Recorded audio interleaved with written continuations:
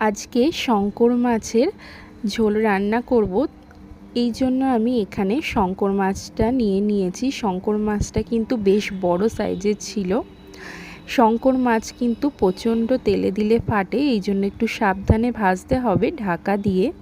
তেলটাকে ভালোভাবে গরম করে নিয়ে শঙ্কর মাছগুলোকে এর মধ্যে দিয়ে একটু আমি কড়া করে এখানে ভেজে নিয়েছি। এরপরে ফোড়নে দিয়েছি গোটা দারচিনি, লবঙ্গ, এলাচ।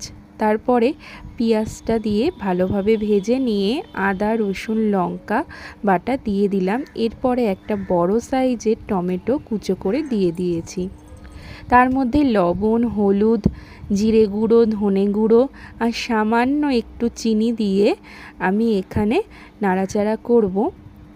তার আগে এখানে এই যে বাটি ধোয়া জলটাও দিয়ে দিলাম, যেহেতু শুকনো মশলা মিশিয়েছিলাম। এরপরে খুব ভালোভাবে তেল ছেড়ে গেলে এর মধ্যে একটু গরম জল দিয়ে মাছগুলোকে দিয়ে দিতে হবে যখন ঝোলটা ফুটে যাবে। তারপরে এখানে গরম মশলা গুঁড়ো দিয়ে সবশেষে নামিয়ে নিতে হবে। ধনেপাতা থাকলে আপনারা একটু ধনেপাতা দিয়ে নেবেন।